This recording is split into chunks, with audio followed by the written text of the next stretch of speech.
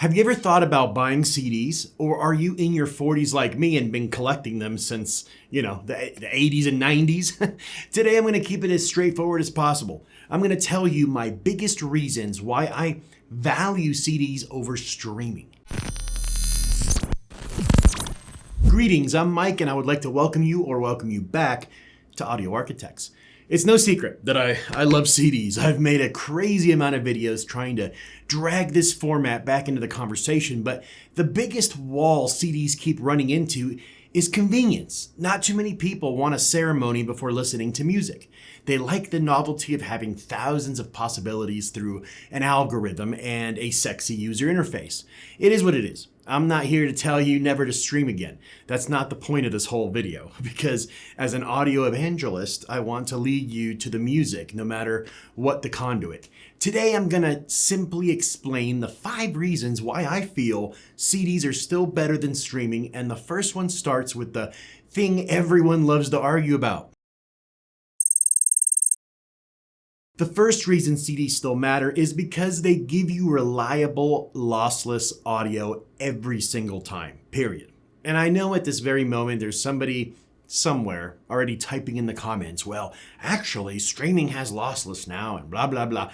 Cool story, bro. That's not the point. The point is consistency. With a CD, the quality has already been established. It's 16-bit 44.1 kilohertz lossless PCM audio. For all intents and purposes, this format will be amazing every time you play it. Now, the first issue I found with streaming is loudness, or normalization. Most streaming services are constantly adjusting playback volume, so songs from different artists all sort of hit around the same perceived loudness.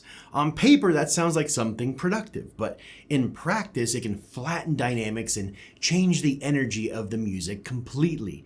Some songs are supposed to hit harder than others naturally. Some albums were intentionally mastered with quieter passages so the big moments explode when they finally arrive. CDs don't do that. They just play the album exactly how it was authored. The second issue is different masters. This one is huge for us audio evangelists because we care about this sort of thing. Most casual listeners have no idea what's actually happening, but admittedly, they can hear it if you sit them down and force them to. The version of an album on streaming isn't always the same version that ended up on CD back in the day. Labels sometimes swap masters. Sometimes it's a remaster. Sometimes it's a louder, more modern version. Sometimes it's compressed differently for streaming platforms. So when people compare a CD to Spotify or Apple Music and say the CD sounds better or more dynamic, they may not even be listening to the same mastering.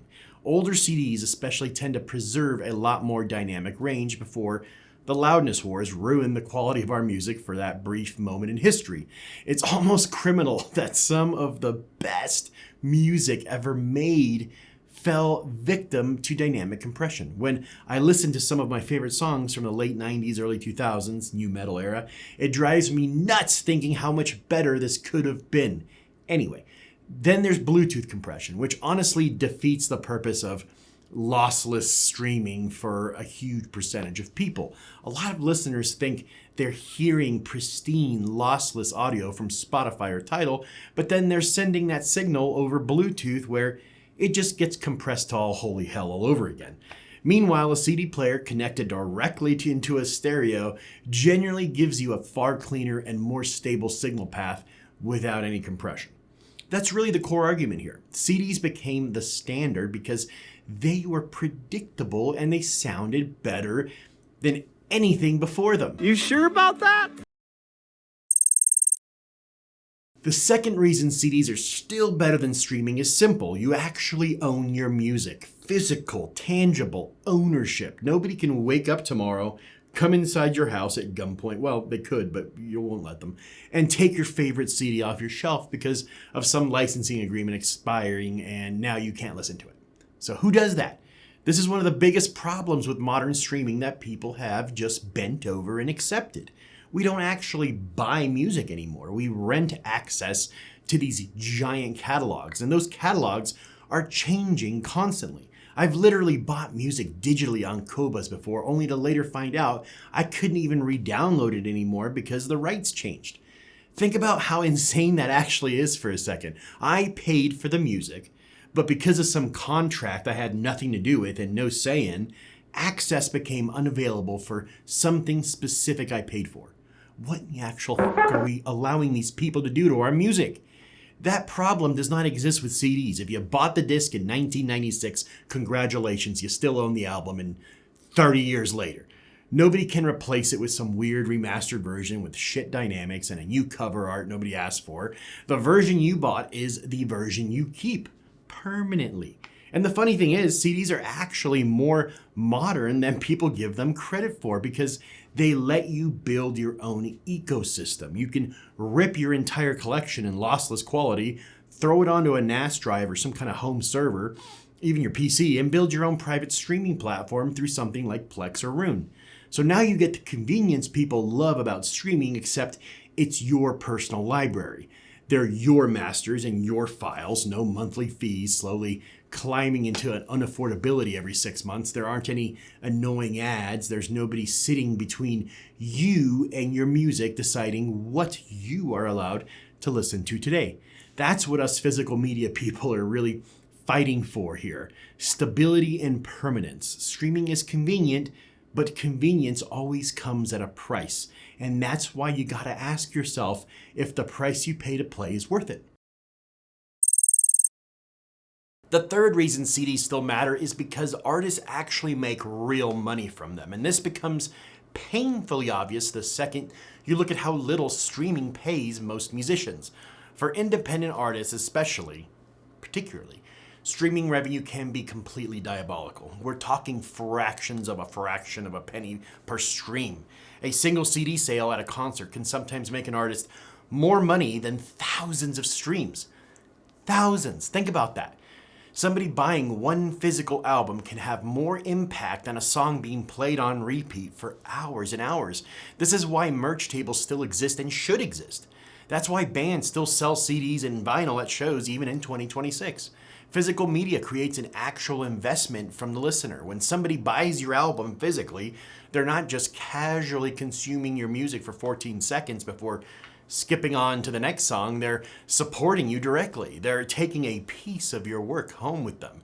I think streaming changed the perceived value of music in a pretty damaging way. Unlimited access made music feel completely disposable. People don't even ask themselves if they truly love an album anymore because there's always something else waiting there to steal your 10 seconds or less of attention span.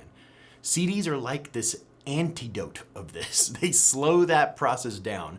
Buying an album means something more because you chose it carefully. You spent your hard-earned money on it, and now you'll live with it for as long as you decide. Now, obviously, I'm not saying streaming is the devil and artists should abandon it. Streaming is incredible for discovery. It helps smaller artists reach people they probably never could have reached 20 years ago. But discovery and sustainability are two completely different conversations. Physical media still matters because it creates a direct connection between the artist and the listener in a way streaming never fully replaced. For me, I use streaming as discovery, and if I love an artist, I'll search to see if they have a CD available. If they don't, then the next best thing is to buy the album on Qobuz or 7 Digital and then burn my own CD from that music. It's just good to remember that money is always a factor in everything around us. So if you like a band or artist, the best way to support them is still merch or physical media. The fourth reason CDs still matter is because they're honestly the last affordable physical format left. Vinyl prices are pretty high, if you haven't noticed. New pressings are hitting $30, $40, $50, sometimes $60 for a single album, and that's before you even start talking about getting your turntable, your cartridges, sleeves, cleaning kits, and all the extra maintenance that comes with all that. CDs completely avoid that. You can walk into a thrift store right now and leave with 10 incredible albums for the price of one new vinyl record. People keep treating CDs like they're some outdated, obsolete junk while ignoring the fact that they're one of the best values left in audio.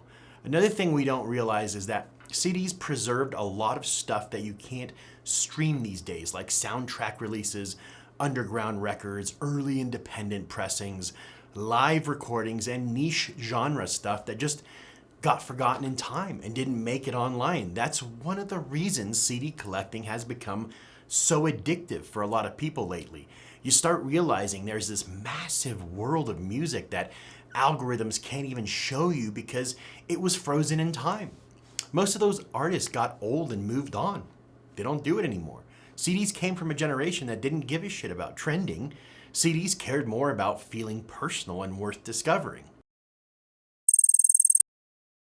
The fifth and final reason CDs still matter is something streaming never really replaced, and that's the art of the mix CD, which of course replaced the timeless and legendary mixtape. Younger people might hear that and probably laugh a little, call me old, but honestly, building a proper CD mix used to feel personal in a way playlists don't now. There was intention behind it. You had limits. You only had around 80 minutes to work with, so every song choice mattered. You needed to round up your cream of the crop songs you wanted to listen to. You had to think about pacing, what song opens the mix, what track changes the mood halfway through, what song closes it out. You started paying attention to transitions between songs instead of just dumping 500 random tracks into an endless playlist nobody will ever fully listen to or appreciate the time it took you to curate. And I think that limitation is exactly what made it special. Streaming removed almost every boundary for music consumption. Everything became just infinite. When something becomes unlimited and instantly accessible, people naturally start valuing it less. A good CD mix felt crafted. It reflected a moment in time or a mood, possibly a relationship, or just a phase in your life. People used to hand these things to friends, girlfriends, boyfriends, family members. It was like saying, this is who I am right now, listen to this. And because you couldn't fit everything on it, the choices actually really meant something. That's what I think a lot of people miss about physical media in general. CDs slowed music down just enough to still make it feel important. You built memories around specific discs and mixes because they physically existed in your life. Convenience made music easier to access than ever before, but I'm not convinced it made music feel more valuable. CDs remind you that listening used to be an experience instead of just something you do by default. And honestly, I think that's why so many people are starting to come back to them. Thank you for making it to the end of the video. As you can tell, I'm serious about this stuff. I even have the t-shirt to prove it. I want to see the CD come back more than it already has. I feel like if we keep talking about it, people can't ignore it. It has been a little while since we did a proper CD video. I'm seeing more and more manufacturers design new CD players and transports, which is completely awesome. I love seeing that and I love reviewing them. I have some higher end stuff that came through recently and I'll be showcasing that in the coming weeks. I'm also working on my new series where I'll be putting together a sound system using a blend of older gear from my generation and some new stuff. I think it'll be cool to see if it can realistically go head to head with today's stuff. If you'd like to support the channel, I have fresh new monthly drops on my t-shirt shop. You can check it out. However, the best way to help me out is by subscribing to the channel. If you enjoyed the video, go back to the 90s with the like button. Talk to the hand. I'll see you in the next one, friends. Take care.